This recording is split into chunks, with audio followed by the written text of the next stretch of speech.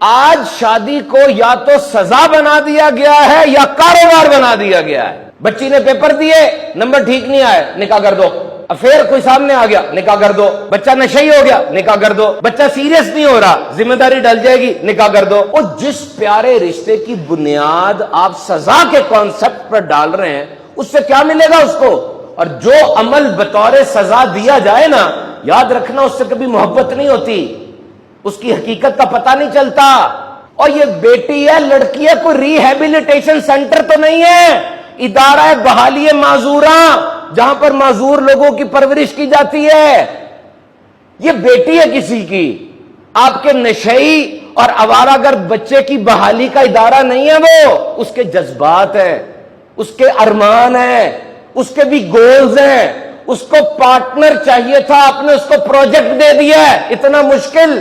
یہ جو آپ کے لاڈلے کی حالت ہوئی ہے، یہ اسی گھر میں رہ کے ہوئی نا جس گھر کے آپ سربراہ تھے. اسی گھر میں رہ کے ہوئی ہے نا اس کی عادت یہ کہ آپ اپنے بیٹے کی وجہ سے آج بیمار ہیں. آپ راتوں کو رو رہے ہیں اپنے بیٹے کی وجہ سے، کیونکہ وہ نشے کر رہا ہے، کہتا کہیں اور کا، جاتا کہیں اور ہے، ساری رات موبائل پر ہے. ہاں جی، میرا تو لاڈلا ہے، میرا تو خون ہے، اب میں کیا کروں؟ آپ کا تو خون ہے لیکن اس کا تو مار مار کے خون نکال دے گا نا. کسی کی بیٹی، آپ کی اپنی بیٹیاں بھی ہیں، غور کریں. تو نکاح یہ نکمے ہونے کی صورت میں نہیں رکھا گیا کہ نکما ہے تو نکاح کر دو. یہ تو ہر مسلمان عاقل بالغ کے اوپر ایک ضروری شرعی فریضہ ہے کہ بھائی جلدی جلدی نکاح کرو، معاشرہ فتنے سے بچا رہے گا.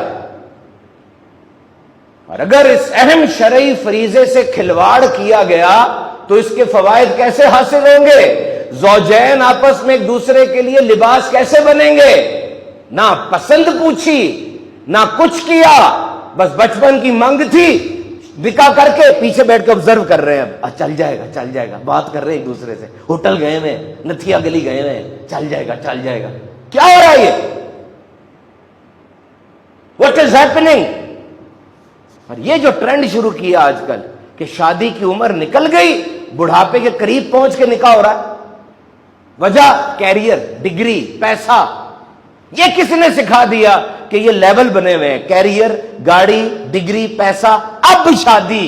کیوں؟ او بھائی اسی کا پارٹ. حضرت عمر بن خطاب رضی اللہ تعالیٰ فرماتے ہیں کہ میں حیران ہوتا ہوں اس شخص پر جو بغیر نکاح کے غنی ہونے کی کوشش کر رہا ہے. نبی پاک صلی اللہ علیہ وسلم کی بارگاہ میں شخص نے تنگ دستی کی شکایت کی، حضور نے اس کو نکاح کرنے کا فرمایا تھا. ساری فیبرک تباہ کر دی آپ نے نا، پورے معاشرے کی فیبرک تباہ ہو گئی. دیکھیے عمر بڑھنے کے ساتھ ساتھ انسان کا قد کاٹ اور شعور بڑھتا ہے، ساتھ فطری خواہشات بھی بڑھتی ہیں، اور اگر ان کو کنٹرول نہ کیا جائے تو انسان حیوان بن جاتا ہے. اور آج سوشل میڈیا نے، فلموں نے، یہ تعلیمی اداروں کے نظام نے جو حال کر دیا نا، یہ شہوت کی چنگاری بڑھ کر آگ کا شعلہ بن چکی ہے. اور اس کو کنٹرول کرنے کا شرعی طریقہ، واحد طریقہ، وہ شادی ہے اور تو کچھ بھی نہیں ہے. تو یاد رکھو محترم سامعین کرام، عمر گزر جاتی ہے، نقصانات سامنے آتے ہیں. شادی کے انتظار میں بچہ بچی بیٹھے ہیں، والدین کا انتقال ہو گیا، اب کیا ہوگا؟ اور لیٹ ہوتا چلا جائے گا. 3 چیزیں مرد پوری کرے: مہر 2 تولے 7.5 ماشے چاندی، کم از کم مہر یہ ہے. نمبر 2 نان نفقہ، کھانا، کپڑے، برتن، بستر. اور نمبر 3 بیوی کے حقوق. لیکن یہ بہت بڑی عبادت ہے نکاح کرنا.